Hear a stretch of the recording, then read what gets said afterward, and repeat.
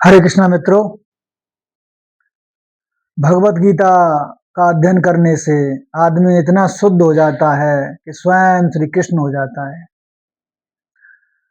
जब स्वयं श्री कृष्ण हो जाता है तो फिर उसके सामने कभी अधर्म हो सकता है? कभी नहीं, कभी नहीं।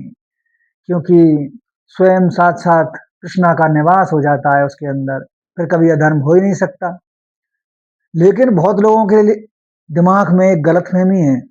लोग समझते हैं कि भगवत गीता वगैरह और कुछ और ग्रंथों को पढ़ने के बाद आदमी ज्ञानी हो जाता है।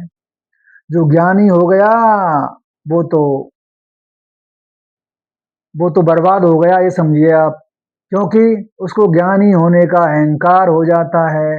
वो सोचता है मैं तो बहुत बड़ा ज्ञानी हूँ। लेकिन जिस ज्ञान से कोई मानव जाति की प्रगति ना हो, उस ज्ञान का क्या फायदा? तुम तो शुद्ध हो जाओ, कचड़े को दूर करो।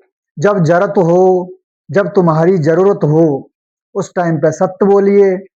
उस टाइम पे गिरगिट की तरह रंग मत बदलिए। बस ये है भगवत गीता का ज्ञान। ये थोड़ी है कि इन चीजों को पढ़ने के बाद आप ज्ञानी बन जाएं, ज्ञान देते रहें।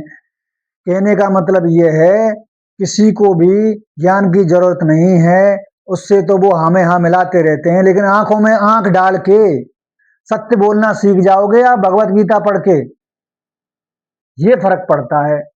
आंखों में आंख डाल के लोगों से कह पाओगे कि भगवत गीता का असर ये है, ये ज्ञान देना नहीं है। आजकल क्या है, लोग, मैंने पहले भी कहा था कि ये स्वान रचते हैं सुनने का, भागवत वगैरह, राम कथा, पर इनका अनुसरण कोई नहीं करता है। जब जरूरत पड़ती है सत्य बोलने की तो मुंह फेर लेते हैं, छुप जाते हैं, बोल नहीं पाते। ये अंतर है बस। अरे कहीं ये मत दिखाइए आप मैं वहां सुनने गया था, यहाँ सुनने गया था, मैंने ये अध्ययन किया। उस को अपने जीवन में लाइए। हरे कृष्णा।